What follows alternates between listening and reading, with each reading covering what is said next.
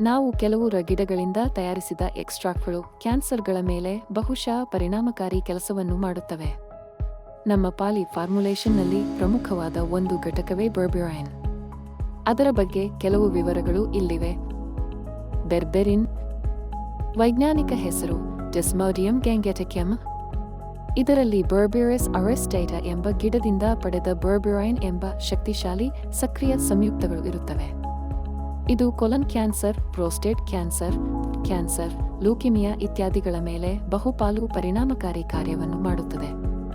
ಬರ್ಬ್ಯುರೈನ್ ಅನ್ನು ನೇರವಾಗಿ ಸೇವಿಸಿದರೆ ದೇಹ ಈ ಮೆಡಿಸಿನ್ ಅನ್ನು ಹೀರಿಕೊಳ್ಳಲಾರದು. ಇದನ್ನು ಬಳಸಲು ನಾವು 1 ಗ್ರಾಂ ಮತ್ತು 0.1 ಗ್ರಾಂ ಅನ್ನು ಬಿಸಿ ನೀರಿನಲ್ಲಿ ಬೆರೆಸಿ ನಾಜೂಕಾಗಿ ಕುದಿಸಿ ಬಳಸಬೇಕಾಗುತ್ತದೆ.